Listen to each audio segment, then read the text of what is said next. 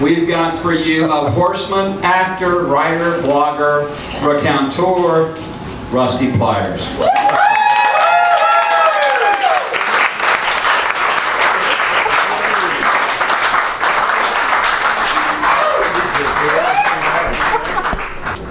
Let's see, it says here, adjust mic.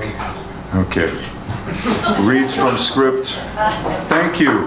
I'm Rusty Pliers. If you could please hold your applause until the end, I'd appreciate that. Thank you. Oh, thank you very much. It says here, laugh gently.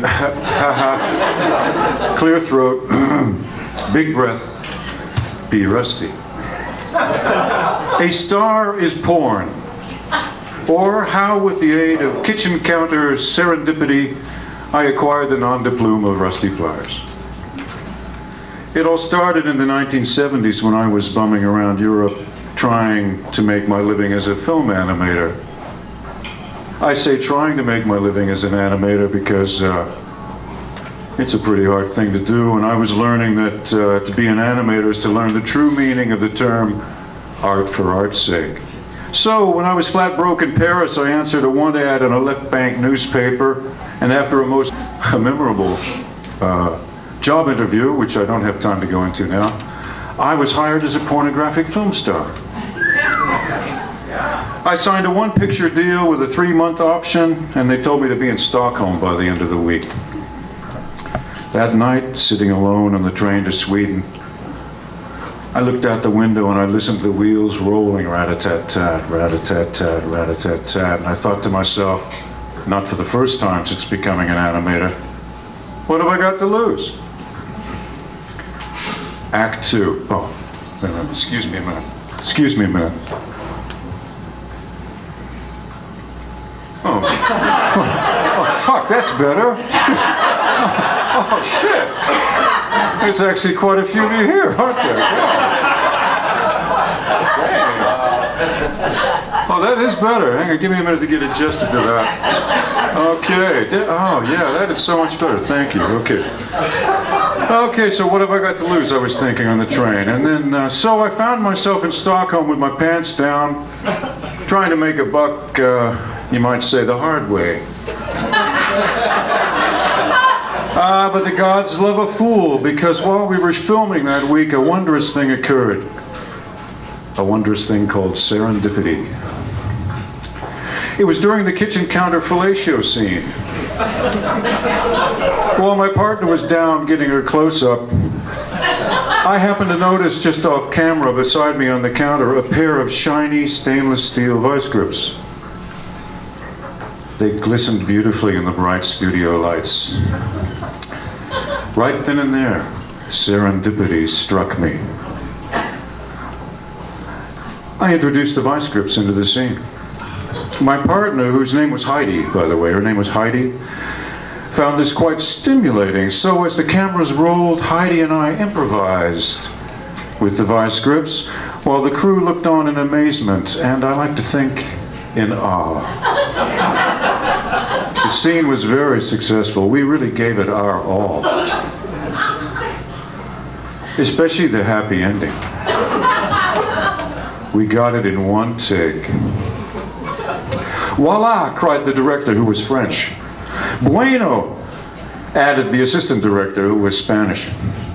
My close-up, was it good? Asked Heidi, who was German.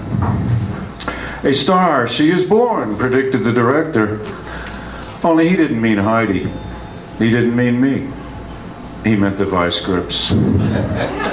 That night I got to know the cast and crew a little better after over a few drinks at a bar called Zum Franziskaner. It's an ancient old pub around the corner from the studio in downtown Stockholm. It was here in the cozy beer cellar running up a ruinous tab that I acquired the nom de plume of Rusty Pliers. Everybody in the business had a nom de plume, Heidi explained. Now that I was in the business, I needed one too. So we had a few beers and thought about it. How about lonesome orgasms, I suggested. Nobody liked that one. You guys didn't like it either, I see. Bob Drillin? Okay, nobody liked that one either. After about the 8th beer, the cameraman suggested Holden McGroin, which made us laugh. But then guess what? Serendipity struck again, and without thinking, I said, Rusty Pliers, how about Rusty Pliers? Everybody liked that one, including Heidi.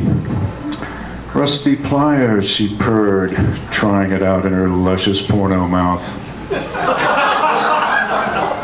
She said it suited me to a T. Act 3. At the wrap party later, everybody predicted the movie would be a big box office smash. I smell a big hit, said the producer, who was Hungarian. He liked it so much he picked up our options and gave the crew the green light to make a dozen more films.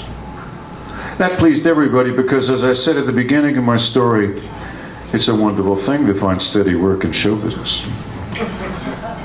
So, over the next 3 months, we made 7 toolbox porno movies in Stockholm and 4 in Paris. Oh, and 1 on the overnight train to Paris. That was a quickie, as we called it. They even hired a scriptwriter. You should have seen the crazy situations he invented.